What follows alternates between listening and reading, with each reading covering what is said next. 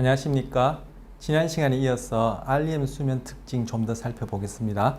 지난 시간에 저희 여기 마지막 부분 얘기하던 중에 제가 자아의 기원이라 써놓은 이 부분 설명이 좀 필요하다고 해서 이번 시간에 하겠다고 말씀드렸었거든요. 자, REM 수면의 특징 쭉 얘기하고 REM 수면은 그런 별명이 붙어 있다. 역설적 수면이라 얘기한다. 왜? 얕은 수면이 갖고 있는 특징도 있고 깊은 수면이 갖고 있는 특징도 있다. 말씀드렸고요. 자, 그리고 또 하나 여기서 REM 수면의 특징이라 보다는 REM 수면이라는 것이 무엇을 의미하는지를 보여주는 글로 제가 여기에서 이렇게 두 가지 정도 기록했는데, 의식을 준비한다 이 얘기는 앞서 말씀드렸었고 한 두 차례 걸쳐서 말씀드렸었고, 이 자아의 기원과 관련해서 얘기를 이제 하려는데, 어떤 가설이냐면은 결국 뭐 가설이 뜬금없이 만들어지진 않죠. 어떤 현상을 관찰하고 그것과 관련된 어떠한 그런 연구 결과, 그에 대한 증거, 이런 것들 바탕으로 또 다른 질문을 하게 되고, 그 질문 하에서 또 연구를 하게 되고, 거기에서 찾아낸 증거를 가지고 또 다른 질문을 하게 되는데, 지금 이 자아의 기원, 의식을 준비한다는 이 가설과 관련해서 어떤 추측할 수 있는 증거가 있나 하면, 현상이 있냐면은, 간단한 아이들 같은 경우에 보면은, 여러분 직간접적으로 보셨고 경험하셨겠지만, 직접적 경험 직접적 경험하시나? 직접적 경험을 하려면 내가 그렇게 해야 되는데, 여러분이 갓난아이 태어난 지 그죠? 일주일도 채 안 됐을 때 기억이 안 나시죠? 그때 왜 기억이 안 나는지, 이것도 또 이렇게 기억이라는 것하고 관련해서 얘기를 또 할 만한 내용들이 많은데, 지금 그 얘기는 할 필요 없고, 자, 태어난 지 얼마 되지 않는 갓난아이일수록 어때요? 하루 종일 거의 대부분 자죠. 그리고 깨어났을 때 뭐예요? 먹죠. 그럼 뭐예요? 또 자죠.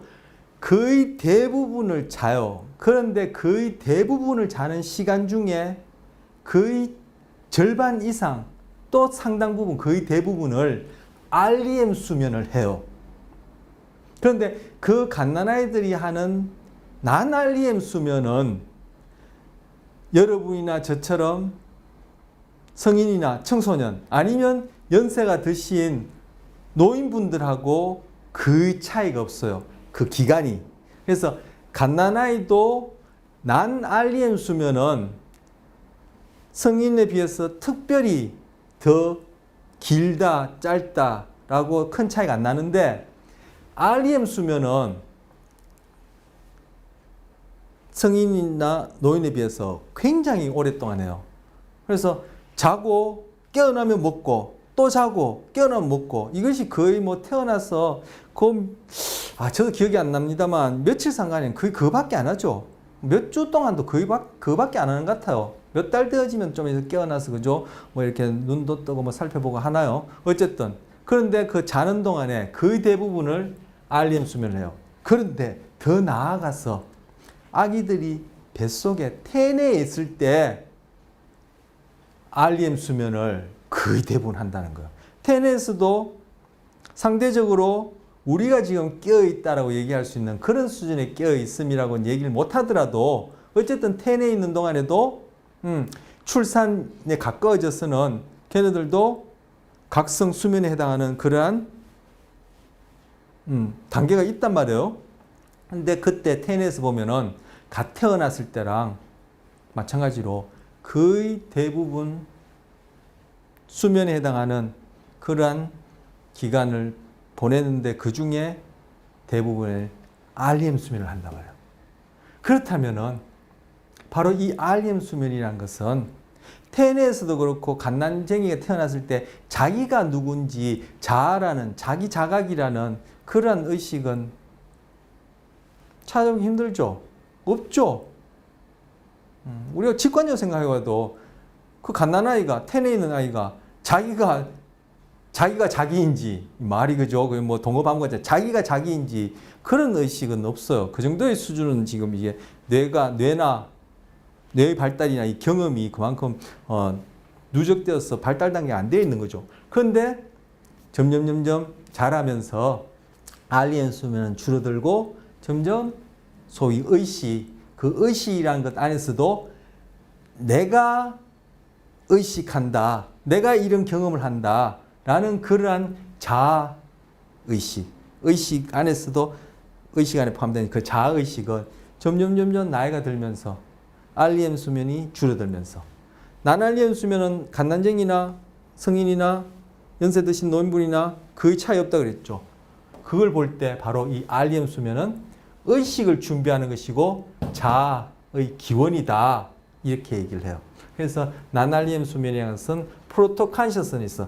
컨셔스가 의식. 근데 프로토가 뭐예요? 원형 뭐 이런 뜻이 있죠. 그래서 의식의 그런 원형이다. 그래서 바로 자아의식의 기원 출발이 REM 수면이 아니냐. 그래서 아까 여러분이나 저나 매일 자고 깨는 그때도 바로 그 짧은 기간 안에도 어떻게 보면은 이 의식, 인류 전체의 어떤 의식의 출현을 흉내내듯이 깨어날 때 가까워지면 거의 REM 수면으로 다 채워졌잖아요. 수면 7시간 자든 8시간 자든 그 후반부는 바로 그런 것들도 바로 REM 수면이 의식과 어떤 관계가 있다라는 것을 추론하는 그러한 증거다라고 생각하고 내 한 사람이 매일 자고 깰 때의 자꾸 난이래. REM이 의식과 관련되는지 그리고 나 한 사람이 생겨나고 태어나서 살아가는 동안에 이 REM이 소위 의식 또는 자아의식이라는 것과 어떻게 관련되는지 를 통해서 결국은 뭐요? 진화를 통해서 이 뇌라는 것이 다른 동물도 뇌를 갖고 있죠. 뇌라는 것이 쭉 진화를 통해서 오는 과정 중에 바로 뇌에서 의식이라고 얘기할 수 있는 그러한 어떤 현상이 나타나기 전의 어떤 상태가 REM 수면 때 보여주는 이러한 상태가 아니냐. 이렇게 가설을 세우는 거야. 그렇게 생각하고 가설을 세우고 그렇게 추론하고 뭐 연구를 하는 거예요. 그래서 REM 수면이 그런 측면에서의 어떤 의미가 있다라는 것을 제가 여기 참고로 넣은 거예요. 그리고 이것들은 이제 교재에 있고 뭐 어디서나 볼 수 있는 REM 수면의 대표적인 특징들을 보여주고 있는 거예요. 그리고 다음 REM 수면의 또 다른 특징. 앞서 말씀드렸지만 REM 수면은 뭐 주로 꿈을 꿔요. 꿈은 REM 수면에서만 꾸는 건 아니에요. 그죠? 주로 REM 수면에서 꿈을 꿔요.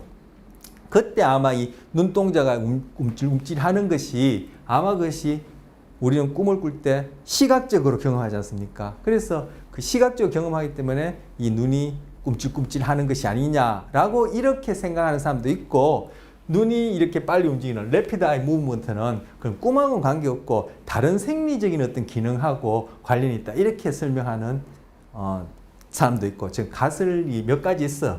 어쨌든 REM 수면 동안에 꿈을 주로 꾸는데 바로 그때 뇌 부위가 활동하는 걸 보면은 1차 시각 피질.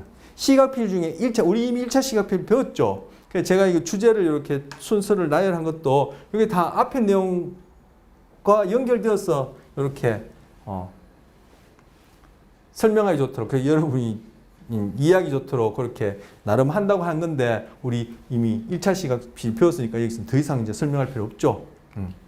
자, 1차 시각 피질이 활동이 감소돼요. 즉 기능을 안 한다는 얘기죠.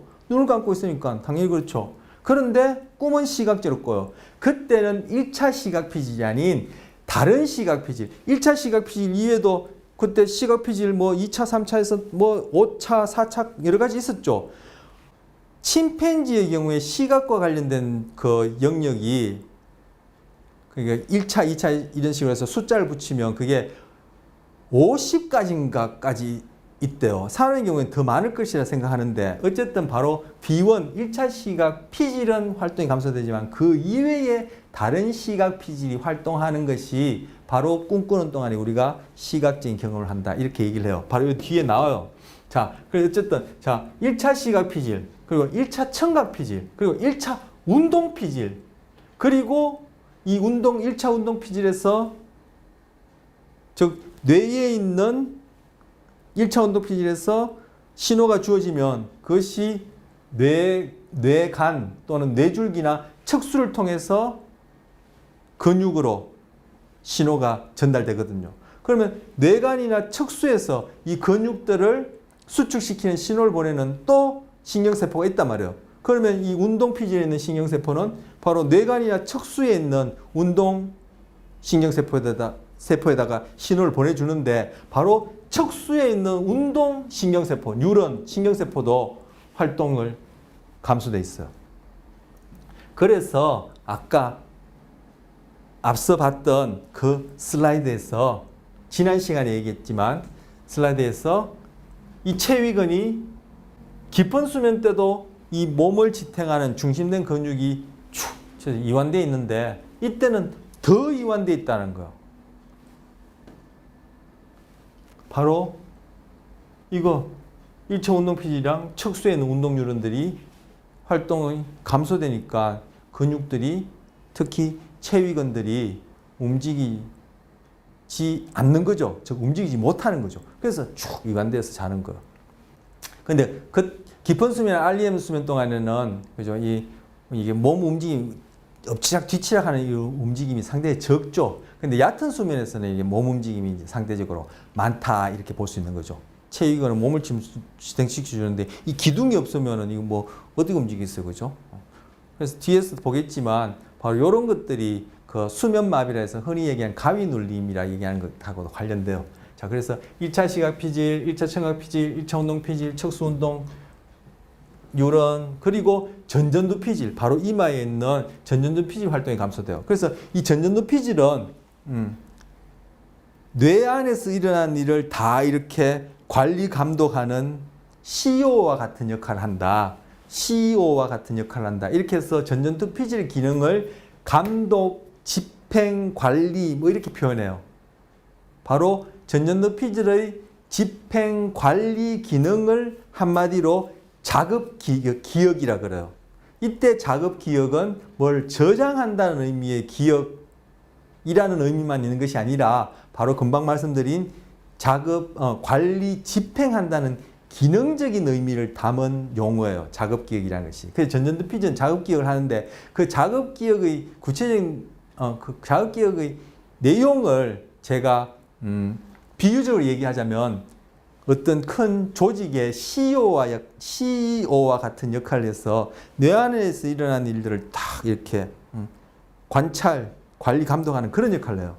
그런데 얘가 즉 이 부위가 활동이 감소되면은 전체적으로 이 뇌 각부에서 일어나는 정보 처리, 즉 감각되어지고 지각되어지는 것들을 전체적으로 다 짜맞추어서 관리 감독을 못하니까 꿈 꾸는 동안에 이루어지는 그런 스토리가 엉망진창 순서가 안 맞는 거예요. 즉 시간과 공간이 우리가 깨있을 때처럼 이렇게 말 그대로 우리가 표현하자면 용어를 빌어서 표현하자면은 시간 순서와 공간이 이게 앞뒤가 안 맞는 거예요. 그래서 자다 보면 꿈꾸다 보면은 그죠, 과거로 갔다 미래로 갔다 뭐 왔다 갔다 하죠. 장소도 그죠, 뭐 이쪽 갔다 저쪽 갔다 미국 갔다 학교 갔다 집에 갔다 막 하죠.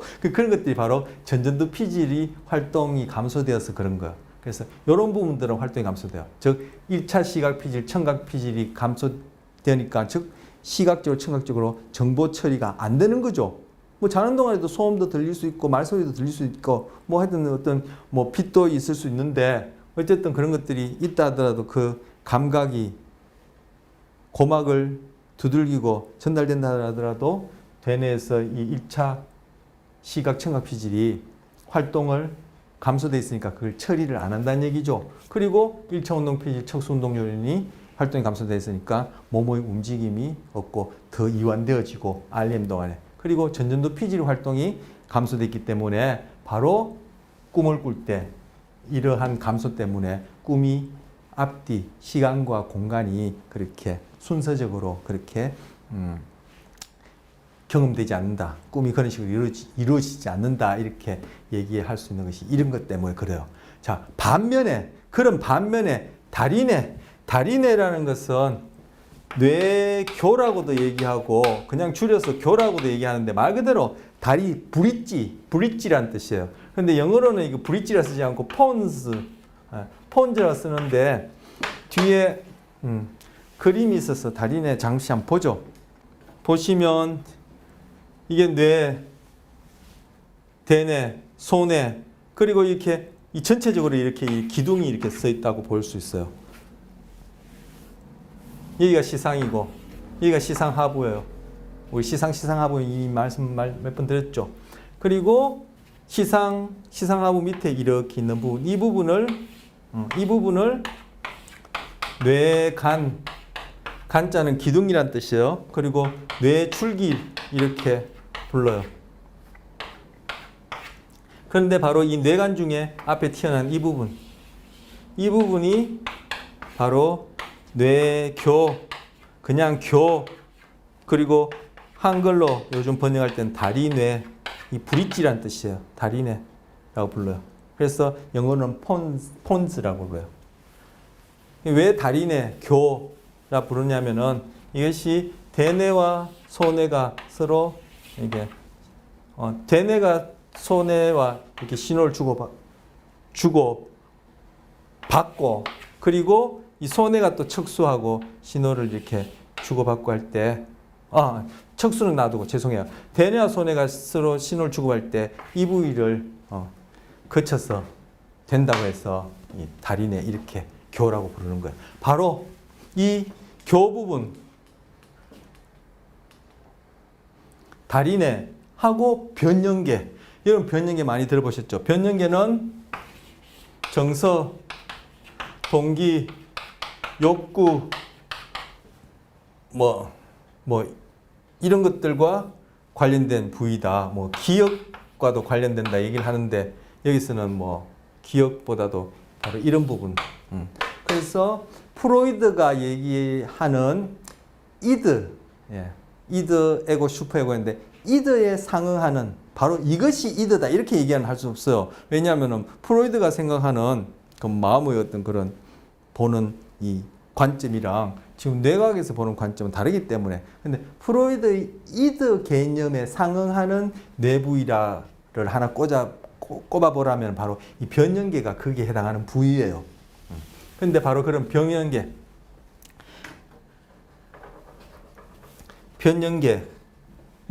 활동이 증가해요. 그리고 피질 중에서 두정피질, 정수리 부분에 두정엽에는 두정피질, 그리고 후두피질. 아까 1차 시각피질은 후두엽에 해당하죠. 그러니까 여기에 포함되는데 뭐냐면은 뒤에 일부라 했잖아요. 일부. 그래서 후두엽 중에서 1차 시각피질을 제외한, 그죠? 후두피질 중에 또 일부는 활동이 증가해요. 그래서 다리뇌, 변연계는 활동 증가하고 두정피질 전체가 아니라 두정피질 중에 일부, 그리고 후두피질 중에 일부, 그리고 척두피질 중에 일부는 활동이 증가해요. 그래서 후두피질 중에 일부가 증가하는 것이 바로 꿈을 시각적으로 꾼다 이렇게 되어지고, 이 척두피질은 기억과도 관련되고, 우리 앞서 수면 관련해서 해마 얘기하면서 장기기억, 단기기억을 장기기억을 응고와 얘기를 하고 수면 단계마다 어떤 기억이 저장 응고가 된다 얘기를 했는데, 이 척두피질이 이 또 해마하고도 직접적으로 연결되어지거든요.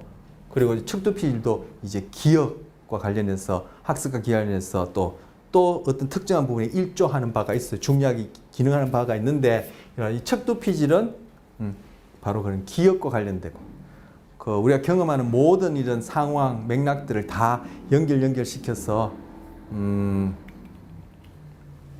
하나의 이렇게 개념화시키는 이런 작업도 하고, 소위 내가 경험한 에피소드라 얘기하는 내가 경험한 그러한 기억을 처리하는 데도 이 부위가 관여돼요. 그러니까 꿈이 뭐예요? 나의 경험을, 그죠? 봤던, 들었던, 내가 그게 주인공이 되었던 이런 것들을 재생하는 거죠. 그것이 어떤 식으로든 여기에 저장되지 않았다면은 꿈이라는 형태로 리플레이, 재생할 수가 없죠. 그런 것하고. 근데 그것이 뭐? 시각적으로 나타나는 것하고. 1차 시각 피질은 활동을 안 하지만 다른 시각 피질이 관여하니까 일부가 활동하니까 시각적으로 나타나고, 그리고 그때 뭐요? 그 꿈속에서 내가 주인공이 되었던 어쨌든 내가 경험하는 거잖아. 내 소위 이 몸뚱아리라는 신체적 자아가 거기에 주인공이 되었던 관찰자였던 하나의 캐릭터로 존재하죠. 그런데 바로 이 두정피질의 일부가 바로 나의 신체에 대한 자아라고 부를 수 있는 그러한 정보 처리를 하는 부분이고, 여러분 아시는 분도 계시겠지만 1학기 내용 연결해서 들으신 분은 아시겠지만 바로 1차 체감각 피질, 우리 몸에서 일어나는 감각 정보가 대뇌 피질로 제일 먼저 도달하는 부위가 두정 피질이거든요. 그 두정 피질 중에 일부는 결국은 우리 신체를 근거로 한 나라는 존재에 대한 정보를 처리하니까 그런 것들이 합쳐져서 바로 뭐 꿈의 그러한 내용들을 구성하고, 그 꿈 안에 여러분 꿈은 어떤 꿈 꾸십니까? 뭐 시험을 본다, 뭐 누구랑 싸운다, 뭐 도망간다, 무섭다, 뭐 하늘 날아다닌다, 공원에 간다. 어쨌든 그 내용들이 누구랑 뭐 이렇게 그죠? 데이트를 한다. 뭐 그 내용들이 보면은 다 정서적인 내용들이 많이 함유된 거예요. 즉 정서가라고 얘기하는데 정서가가 다 높은 그러한 내용들이요. 아까 변연기 뭐라 그랬죠? 정서, 동기, 욕구 이런 것도 관련되죠. 또 변연기 안에는 해마도 포함되거든요. 근데 해마가 이 척두피질하고도 아까 그렇게 연결된다 했죠. 그래서 꿈이 그렇게 무섭고 아니면 기쁘고 아니면 슬프고 화나고 이런 꿈들을 꾸는 거예요. 이 다리뇌와 관련해서는 조금 있다가 얘기를 하죠. 네, 하죠. 그래서 꿈이 이런 것들이 일부 활동하기 때문에 그런 식으로 구성되어지는 것이에요. 자,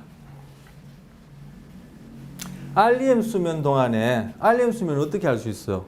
여러분도 뭐 이게 뇌파를 재지 않더라도 옆에 누가 주무시는 경우에 뭐 여러분이 아까 수면을 잘 해야 된다고 했는데 혹시라도 밤에 안 주무시거나 늦게 주무셔서 옆에 주무시는 분을 이렇게 관찰할 일이 있으면 이렇게 지켜다 보시면은 90분마다 한 번씩 반복되니까 여러분이 1시간 반 동안 기다려서 보기엔 좀 그렇네요. 그런데 어떻게 잘 그게 맞아졌어. 일본말, 탈의를 쓰려니까 일본말이라서. 자, 잘 맞아졌어. 자는 분 보다 보면은 이 눈꺼풀 밑에서 눈알이 꿈찔꿈찔한 거 볼 수 있어. 바로 그때 REM 수면을 하고 있는 중이에요. 그죠? 그때 흔들어 깨운단 말이에요. 상대적으로 깊은 수면, 서파 수면 할 때보다는 그때 흔들어 깨우면은 잘 깨어나고, 왜? REM 수면이 의식을 준비하는 단계다. 이렇게 얘기했죠. 그것이 진화적으로 그렇고 한 사람의 개체, 한 동물의 개체가 발달하는 측면에서도 그렇고, 그리고 우리가 자고 깨는 측면에서도 그렇고 REM 수면은 의식을 준비하는 그러한 상태다라고 얘기를 했는데, REM 수면 때는 흔들 겸 잘 깨어나요. 그런데 이제 실험실상에서 이제 실험을 하기를 지원자를 대상으로 자는 동안 이제 뇌파 제고, EEG 제고하는 거예요. EEG 제고 이게 지금 뭡니까? 이게 눈 근육을 이제 정기적으로 재는 거예요. 우리 앞에서 봤던 그런 파형을 볼 수 있도록 보다가 REM 수면이 나타날 때마다 깨우는 거예요. 그럼 일어나죠. 그럼 다시 주무세요. 또 자면은 또 REM 수면은 또 흔들어 깨워요. 즉 자는 동안에 REM 수면만 자꾸 못하도록 방해를 하는 거죠. 그렇게 하고 그 사람이 깨어나서 하루 일상생활을 하면은 멀쩡하게 생활한 중에 뭐? 환각을 경험해요. 환각을. 자, 이걸 통해서도 환각하면은 대표적으로 조현병에서 나타나는 증상이 환각 아닙니까? 그런데 이게 주로 꿈을 꾸는 REM 수면을 7시간 자든 8시간 자든, 그죠? 정상적으로 수면 시간은 정상적으로 잤지만 REM 수면만 못하게 하면은 깨어나서 하루 중에 생활한 중에 각성되어 있는 상태에서도 환각을 본다는 거예요. 이 사이에 연결되어지는 어떤 통찰 같은 걸 생각할 수 있겠어요? 이 조현병에서의 대표적인 현상 환각하고, 결국 REM 동안의 꿈이라는 것은 뇌가 일정 부분은 활동을 하지 않고 일정 부분을 활동하면서 전반적으로 뭐요? 관리 감독하는 CEO 역할을 하는 전두엽 전전두 피질 역할이 없는 가운데 표현을 어떻게 할까? 뇌 안에서 일정 부분 활동하는 녀석이라는 것도 제가 지금 비유적으로 얘기하는데 그 부위들이 지네 마음대로 관리 감독 안 된, 즉 시공간적으로 스토리가 쫙 짜여져서, 그죠? 이야기가 되는 이런 식이 아닌 지 마음대로 지어낸 이야기가 꿈이고 거기에는 정서가가 굉장히 많이 함유되어 있고 특히 공포나 불안과 관련된 정서가 많이 함유되어 있고 그걸 못하게 하면 깨어있는 동안에 환각인데 이 환각이라는 현상은 대표적으로 조현병에서 나타나는 증상이라면 조현병이라는 것이 도대체 어떤 것인지 구체적인 것은 몰라도 큰 인사이트가 탁 오지 않나요? 안 오나요? 안 오면 바로 조현병이라는 것은 그렇지 않은 사람과 달리 이 뇌 전체가 전전두 피질의 관리 감독 CEO라는 기능 하에 이것이 전체적으로 잘 오르가나이제이션 되지 않은 상태다. 이렇게 얘기할 수 있다는 거예요. 너무 피상적으로 두리뭉실하지만 표현은 어찌 되었든 간에 정답이에요. 지금까지 밝혀진 바로는. 바로 그 예가 조현병 환자들은 전전두 피질의 기능이 정상적이지 않아서 전전두 피질의 기능을 볼 수 있는 신경심리학 검사, 행동검사가 있어요. 위스콘신 분류 카드라는 것이 있는데 패턴에 따라 카드를 분류하는 것인데 이 카드를 한 128, 한 130장 정도의 카드를 주고는 거기에 보면은 색깔도 다르고 거기에 있는 도형도 다르고 도형의 개수도 다르고 해서 이게 어떤 다양한 패턴의 카드가 있단 말이에요. 그러면 이걸 숫자별로 분류를 하든지 색깔별로 분류하든지 모양별로 분류하든지 여러 가지 기준에 따라 분류를 할 수 있어요. 그런데 조현병 환자들한테 이것을 숫자별로, 개수별로 분류하라. 색깔과 모양은 관계없이 개수별로 분류하라면 한 개는 한 개끼리, 두 개는 두 개끼리, 세 개는 세 개끼리 분류를 할 텐데 그렇게 분류를 하다가 이걸 모양별로 분류를 하려면은 기준이 달라졌으니까 이 분류가 달라지겠죠. 근데 이거 기준이 변화된 기준에 따라 이 분류를 하질 못해요. 왜? 전전두 피질은 앞에는 어떤 기준으로 이젠 기준이 바뀌기 때문에 상황이 변했기 때문에 이런 경우에는 어떻게 문제 해결을 하기 위해서 계획을 세우고 내가 거기에 따라 행동해야 되는지 이런 것들을 전전두 피질 즉 CEO가 하는 기능인데 그걸 못해요. 그러니까 여러분들은 당장에 그죠? 기준이 바뀌면 말로 하지 않더라도 이제까지 그걸 늘 숫자로 분류했는데 상대방이 이제 숫자 분류해도 거기에 대해서 no 하면 이 사람이 이제까지 숫자로 분류하더니 왜 yes 하다 갑자기 정답 하더니 no 오답 하지. 뭔가 내가 잘못하고 있나? 그럼 이렇게 해볼까? 저렇게 해볼까? 하다가 모양별로 하니까 그 사람이 yes 한단 말이야. 이 사람이 지금 아까는 숫자별로 분류하다가 이제는 모양별로 분류하라고 나한테 얘기하는구나. 상황이 파악됐단 말이에요. 그럼 당장 여러분 그죠? 숫자별로 했던 거 모양별로 쫙 분류하죠. 그런데 조현병 환자들은 못해요.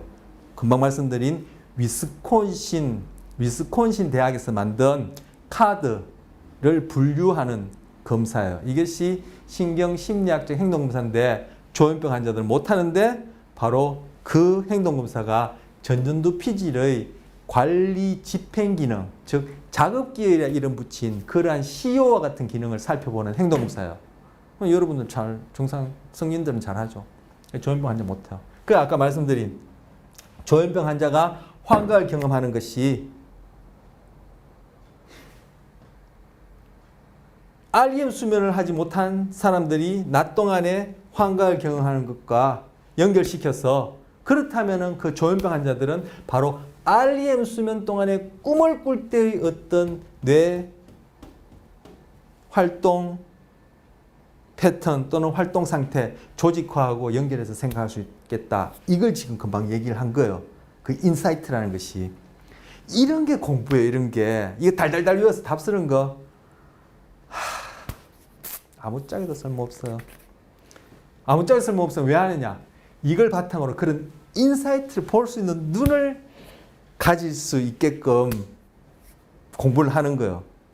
여러분 스스로라도 뭐 도움을 받든 제가 뭐 그런 것들을 도와줄 수 있으면 좋을 테고 책을 통하든 그게 진정한 공부인데 참 좀 안타깝긴 해요. 지금 우리 이 물리적인 환경이 그런 것들을 충분히 서로 주고받지 못하는 것이 자, 또 하나 이미 얘기 나온 김에 이 전전도 피질의 그 CEO 기능 같은 CEO의 기능을 정상적으로 하는지를 보는 것이 위스콘신 카드 분류 검사인데 이건 어린 아이들도 못해요.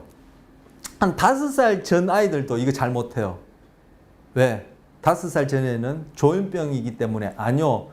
5살 전에는 특히 이 전전두 피질이 발달이 덜 돼가지고 태어날 때 뱃속에서 다 만들어져 나오는 내부위도 있지만 태어나서 또 발달하는 내부위가 있고 40세까지 그 발달이 완성되지 않은 내부위도 있는데 바로 40세까지 발달한 부위가 이 부위예요. 전전두 피질 부위예요. 그래서 어린아이들은 그죠? 뭐 초등학생만 되더라도 그 위스콘신 카드 분류는 할 텐데 한 5살 전후 그 이전 아이들은 이 전전두 위스콘신 카드 분류를 못해요. 전전두 피질이 발달이 미숙했어. 자, 조현병이 어떤 것이라는 것을 살펴볼 수 있겠죠.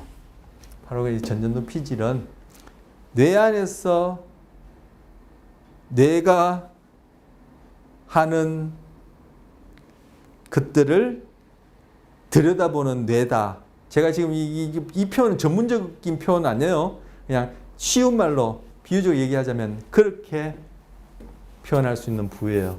그런데 이 부위가 바로 행동 중에서 가장 복잡한 행동 뭐예요? 인간관계 행동이 가장 복잡하죠. 그래서 우리의 모든 갈등은 다 인간관계 갈등이고 그 인간관계 갈등 중에 가장 심각한 갈등이 누구와의 갈등이에요? 바로 내가 태어난 곳 바로 부모와의 갈등이 가장 심각한 갈등인데 어쨌든 바로 가장 어려운 것이 그런 인간관계 갈등, 즉 사회 인지와 관련된 그러한 문제 해결하는 것이 가장 어려울 뿐만 아니라 가장 고등한 정신기능, 가장 진화된 또는 개체 수준, 한 사람 수준에서 보면 가장 발달된 뇌의 기능을 요구하는 것인데 바로 뇌부위 중에서 전전두 피질의 기능이 사회인지에 중요해요.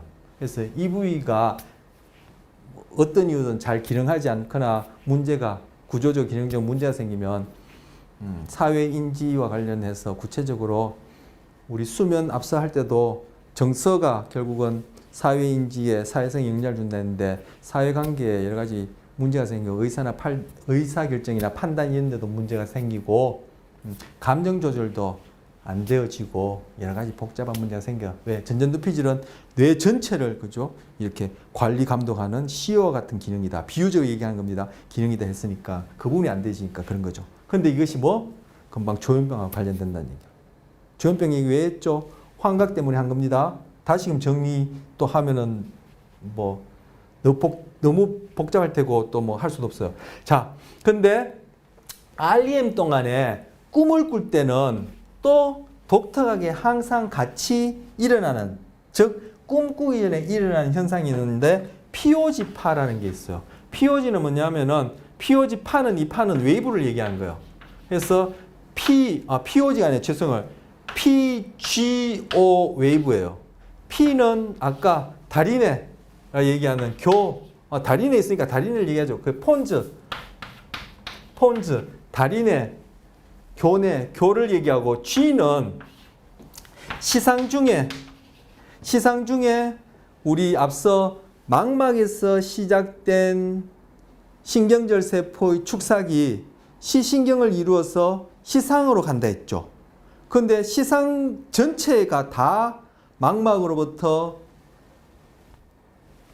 신경절 세포의 축삭을 받는 것이 아니라 시상이 제 주먹만 하진 않아요. 그것이 얼마나 하더라. 크기를 예전에 들은 적이 있는데 어쨌든 작은데 그 부위 중에서 한 부위로만 신경질 세포 축삭이 입력되어서 시냅스를 해요. 시상은 후각을 제외한 모든 감각들이 대뇌 피질 쪽으로 가기 전에 거쳐가는 시냅스하는 부분이니까 시상 부위들마다 청각 정보를 시냅스하는 부위도 있고 몸에 대한 감각 정보를 시냅스하는 부위도 있고 미각 정보를 시냅스하는 부위도 있고 다 나뉘어져요. 그런데 망막으로부터 시작된 신경질세포 축삭이 시상으로 가서 딱 시냅스하는 부위 이름이 G로 시작해요. 그때 처음 얘기할 땐 제가 그 세세한 부위 얘기 안 하고 그냥 시상이라 얘기했는데 시상 안에서도 지니큘릿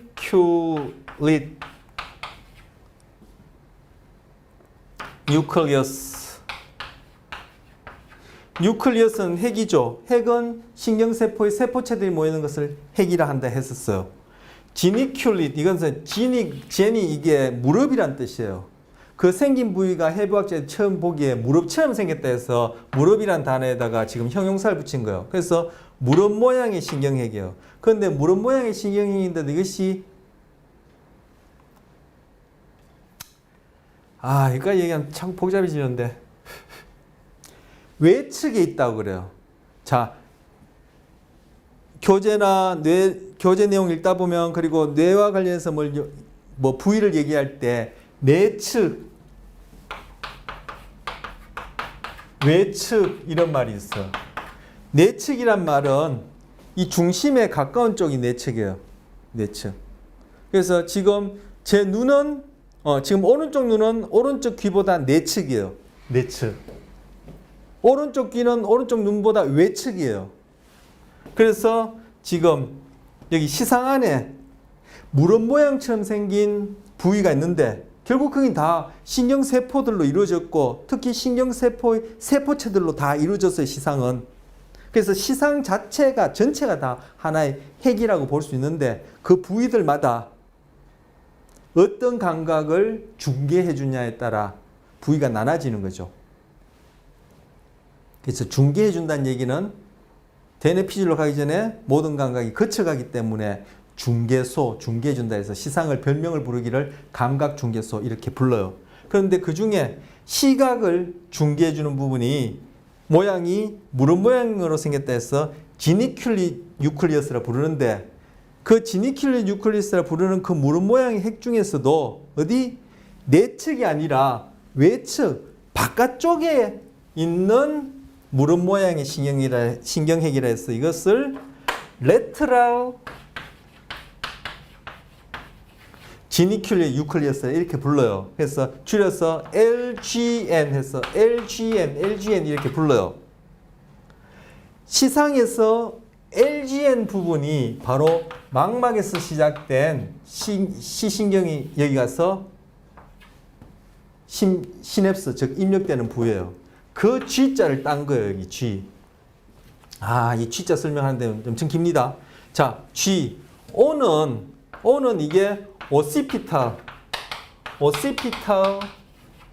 콜텍스에서 콜텍스는 bark란 뜻으로 나무 껍데기란 뜻이에요.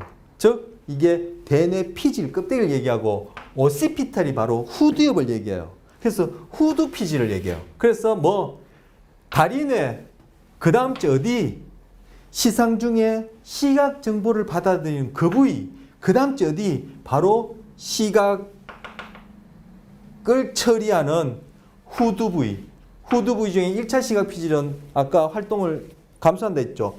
1차 시각 피질 제외한 후두 피질 중에 일부가 활동을 해요. 그러면서 여기에서 파가 나타나요. 다리에서 부룩 하면 연이어서 이 시상 아까 LGN이라 얘기했던 그 부위에서 부룩 그 다음째 이 후두 피에서 부룩 또 여기서 다리에서 부룩 이 시상에서 부룩, 후뇌 피질에서 부룩 이것이 계속 반복돼요. 그것이 드리밍, 꿈을 일으켜요. 그래서 자는 사람을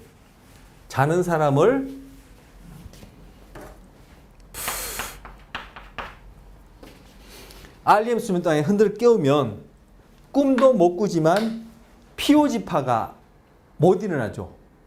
REM 수면 들어가면 흔들어 깨버리면은 POG파도 못 일어나고 꿈도 못 꾸죠. 그렇게 해서 7시간이든 8시간이든 자고 난 뒤에 일상생활을 하면은 낮에 POG파가 발생하면서 POG가 발생하는지 자기 자신 모르겠죠. 뇌파를 찍어 보면 알까. POG파가 죄송해요. 자꾸 PGO파가 발생하면서 환각을 경험하는 거야.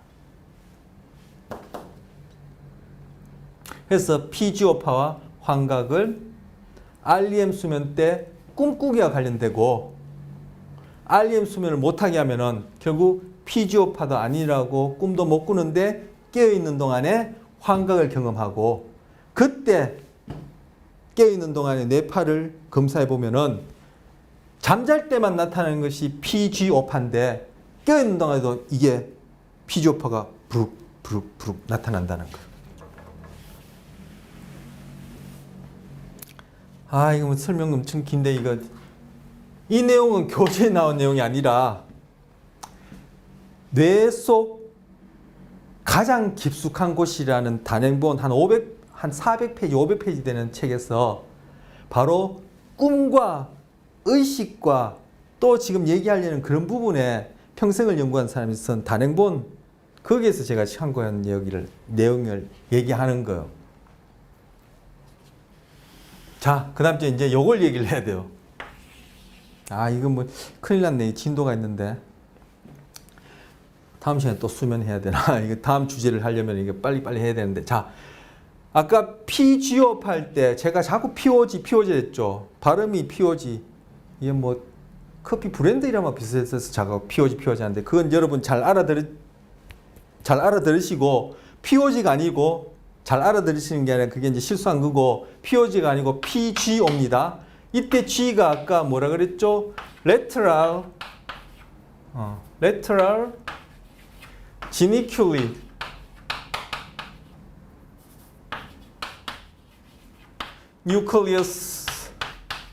nucleus라 했는데 이 lateral이 바깥쪽이란 뜻이에요. 외측. 그래서 이걸 번역하기를 외측 쓸상. 이게 쓸자가 무릎 쓸자예요. 그래서 외측에 있는 무릎 모양에 있는 핵해서 번역하기를 외측 쓸상체라 해요. 외측 쓸상핵 또는 외측 쓸상체 이렇게도 번역해요.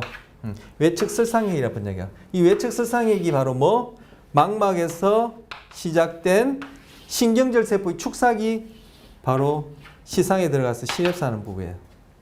근데 여기서는 PLO를 하지 않고 이 G자를 따서 그렇죠? 레트라는 뭐 놔두고 폰즈 P 그다음에 레트럴 지니큘러 할 때 G 해서 PG 오시피탈 후드 해서 PGO파 이렇게 불러요.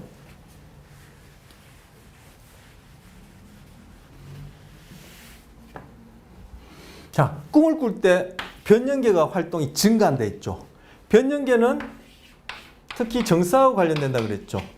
변연계는 정서 중에서도 이 스트레스 정서갈 때 이 얘기를 이제 해야 되는데 정서 중에서도 변연계는 공포, 불안하고 특히 관련돼요. 행복, 기쁨보다는. 그리고 불안, 공포는 행복이나 기쁨, 우정, 사랑 이런 정서라고 얘기할 수 있는 것보다는 이것이 우리의 진화 역사에 있어서 생존과 번식에 가장 중요해요. 그래서 가장 연구가 많이 되어 있고 불안도 가장 연구가 많이 되어 있고 또 우리의 삶에 있어서 소위 정신적인 삶에 있어서 문제가 생기는 경우의 대부분이 바로 공포, 불안, 특히 불안과 관련되어 있어요. 그래서 DSM이라는 매뉴얼 아시죠?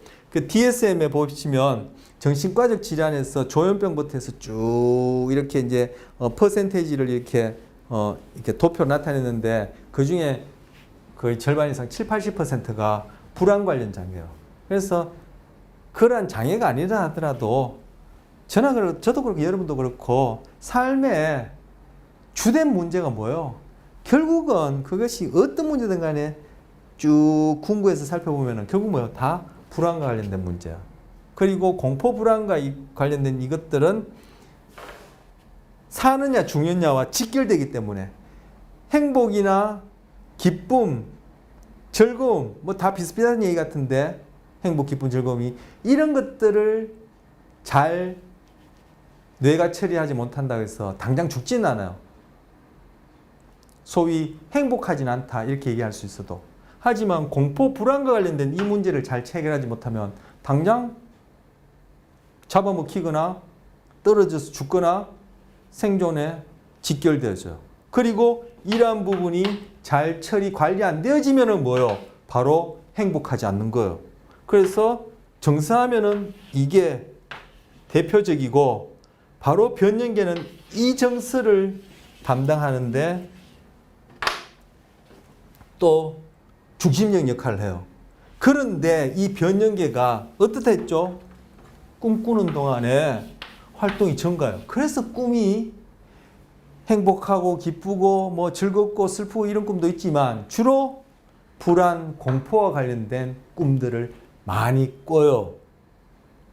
그러면 바로 이 REM 수면 동안에 꿈꾼다는 것이 또 어떤 의미가 있는지 또 추론하고 증거를 가지고 가설을 세우고 그 가설에 대한 연구와 또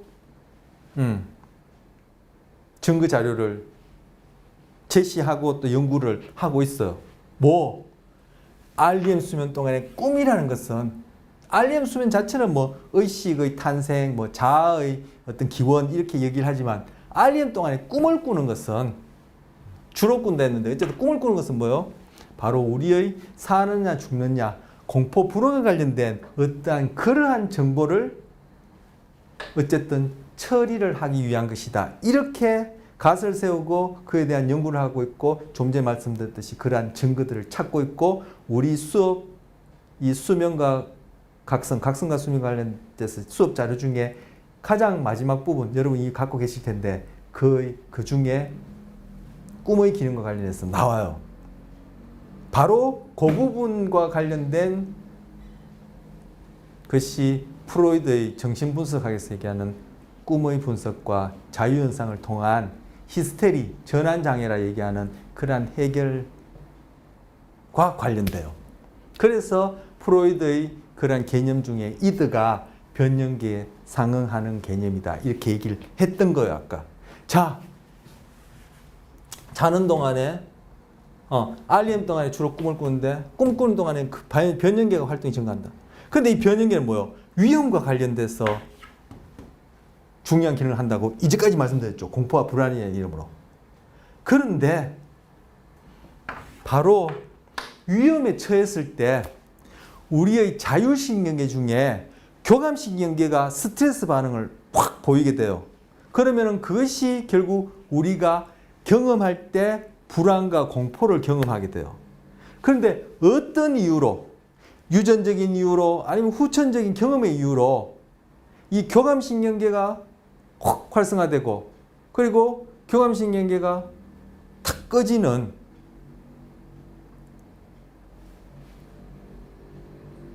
이러한 비유적으로 얘기하자면 스위치 전환이 잘 안 되는 경우가 있어요. 잘 안 되는 사람이 있고 잘 안 되는 경우가 있어요.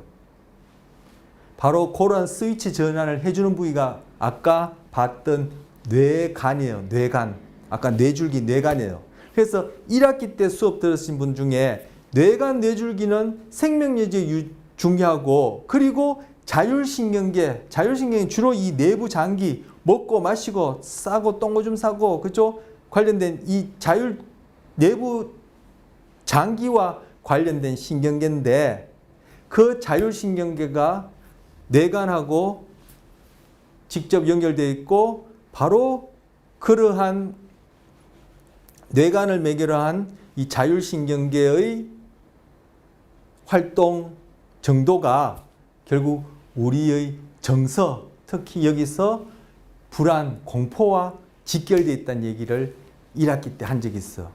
아마 기억나시는 분은 그때 왜 그런 얘기를 했는지 이제서야 아 하고 연결되시리라 기대합니다. 제가 잘 설명을 해드렸다면.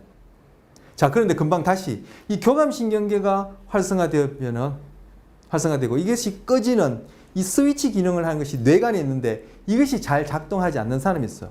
그럼 이 사람들은 멀쩡하게 이렇게 낮에 생활하다가도 이 스위치가 고장이 나가지고 갑자기 교감신경계가 활성화되면서 어떻게 바로 REM 수면이 갖고 있는 특성을 보이는 변연계 활성과 나머지 뇌부위의 그러한 활동 패턴이 REM 수면 때와 비슷하게 넘어가 버리는 거예요. 자, REM 수면 얘기하다가 왜 교감신경계 얘기하는지 연결되십니까? REM 수면 때 변연계가 활동이 증가하는데 이 변연계 활동은 정서 중에서도 위험 처리, 불안과 공포가 밀접되어 있고 바로 불안과 공포를 경험하게 되는 것은 내부 장기의 어떤 활동 상태의 정보를 전달해주는 교감신경계의 활성화에 의해서 우리는 불안과 공포를 경험하게 돼요. 그런데 교감신경계가 활성화되는 것은 결국 사느냐 죽느냐와 관련된 급박한 상황에서의 스트레스에 대해서 반응하는 것이거든요. 그런데 그것이 교감신경계에 의해서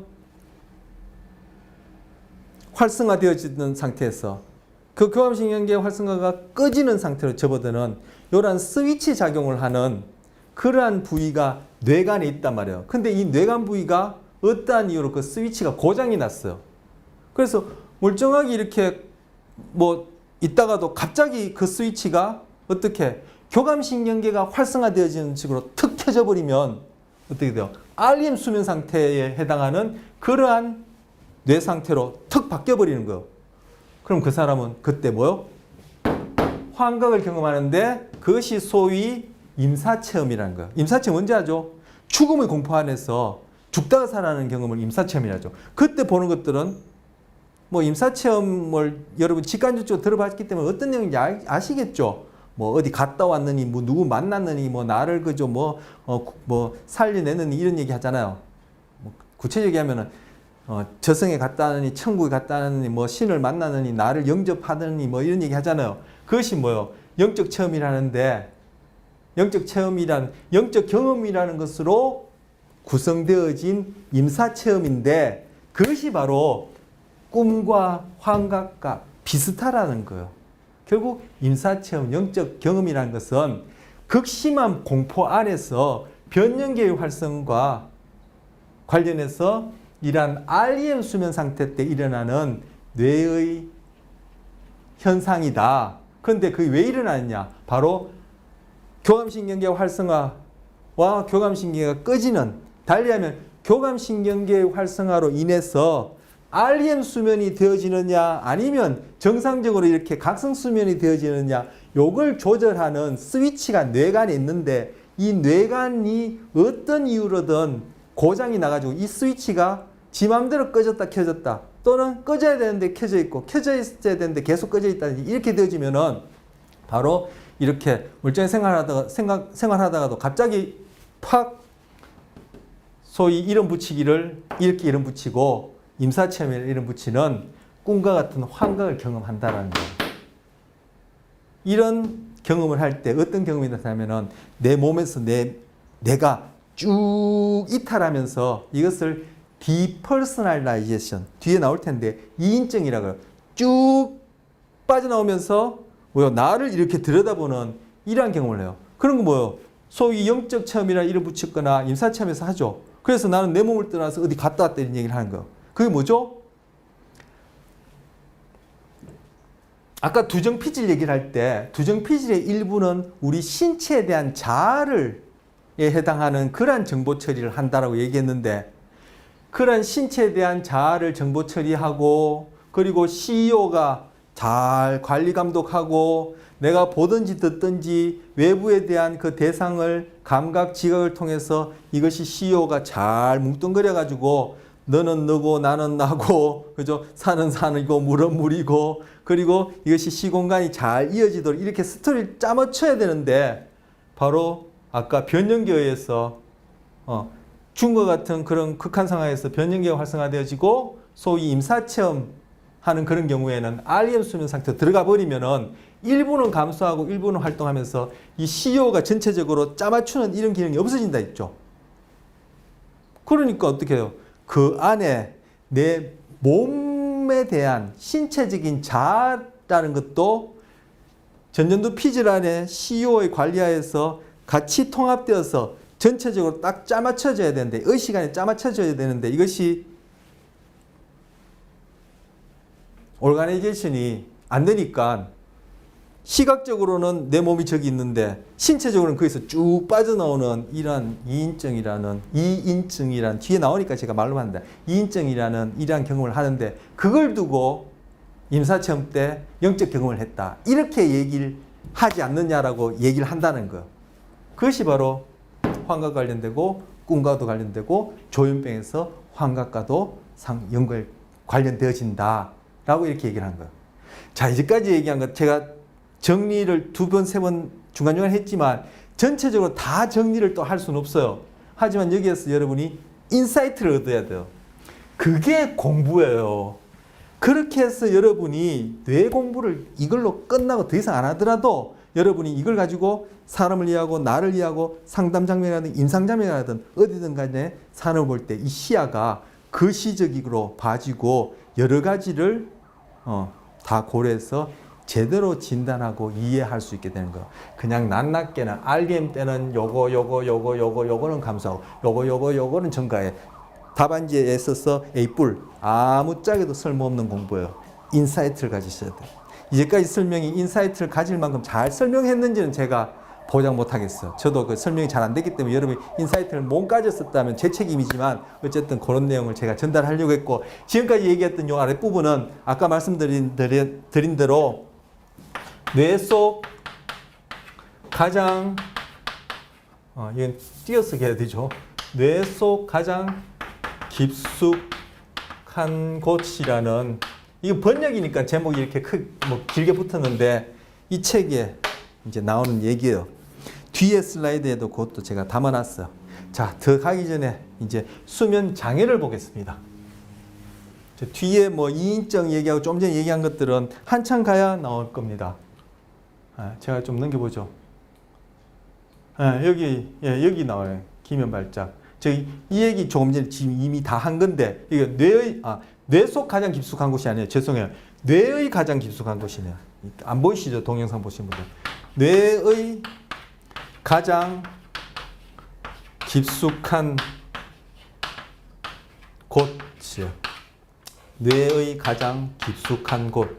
그래서 2013년에 나온 책에서 제가 말씀드리려고 가져왔고, 조금 전에 말씀드린 것들이 이 내용을 말씀드려서 이때는 좀 상대적으로 짧게 할 수 있을 것 같아요. 이걸 어디에 포함시켰냐면은 바로 수면 장애 중에 2번째 지금 소개하는 거예요. 교재에도 나오는 기면발작. 그리고 지금 보려는 것이 수면 장애 중에 주요 우울증을 보려는 거예요. 앞서는 이제까지 수면 장애는 안 봤죠. 수면 단계와 관련해서 쭉 살펴보다가 지금 REM 수면까지 얘기를 했고, 지금 이제 4번째 우리 소타이틀 중에 하위 부분으로서 수면과 관련된 장애를 보겠다는 거예요. 우울증입니다.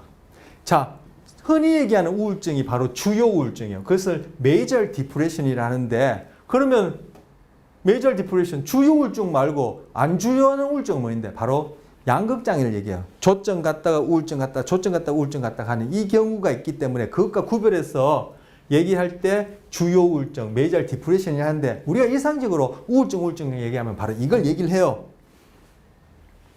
그리고 이제 구별하려면 양극장애에서 조증, 우울증 왔다 갔다 하는 걸 이제 얘기를 하죠. 그래서 이제 여기서 얘기하는 그냥 우울증을 얘기를 하는 겁니다. 우리 흔히 얘기하는. 그러니까 이렇게 얘기할 때 이제 전문성 있게 정확하게 얘기를 하는 거죠. 주요 우울증, 메이저 디프레션을 하는데, 이 주요 우울증, 메이저 디프레션인 사람이 수면하는 걸 관찰했어요. 아까 이주도 재고, 그죠? 이 눈동자 움직임 재고, 또 우리 더 기계 장치를 해서 이 체위근이 어느 만큼 유한되는지 잴 수도 있겠죠.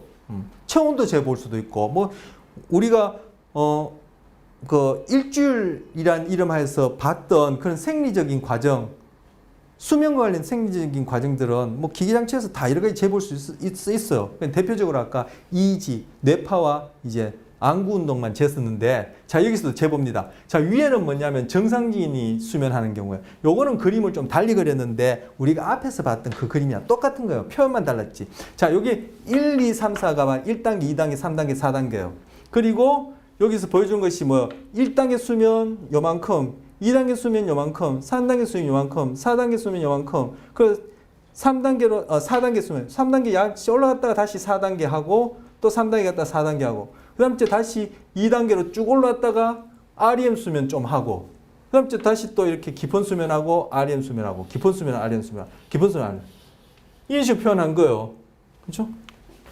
그래서 여기 보면은 한 8시간 잤는데 8시간 중에 중간 나누면은 앞부분에는 깊은 수면이 상대적으로 오랫동안 나타나고 뒤로 갈수록 REM 수면이 오랫동안 나타난다는 거. 앞에서 봤던 그 패턴이죠. 이거 소위 이제 정상인, 뭐 건강한 경우에 보여주는 거예요. 근데 이 사람들 보면은 잠이 1단계 들어가기 전에 눕자마자 1단계로, 눕자마자 잠이 경우도 있지만 통상적으로 누워서 그것이 뭐 몇십 초가 되었던 몇 분이 되었던 일단 자기 전에 잠이 시작되는 동안에 기간이 있죠. 그걸 여기서는 잠재기라 불러요. 즉 수면 잠재기가 어느 정도 있단 말이에요. 여기서. 그런데 이 밑에 디프레스트, 자 주요우울증 환자가 잠자는 걸 봅니다.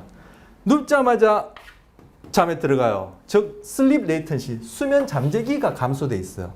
그런데 들어가자마자 보면은 어떤 걸 해요? 깊은 수면이 안 나타나고 REM 수면으로 곧장 들어가 버려요. REM 수면이 잠재기 감소해요.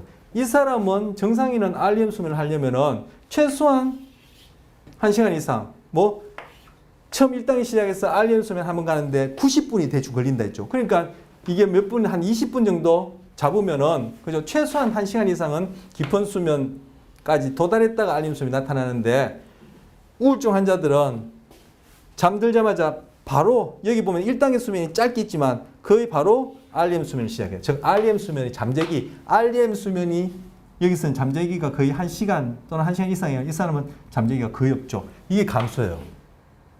그리고 바로 서파수면, 서파수면이 뭐라 그랬죠?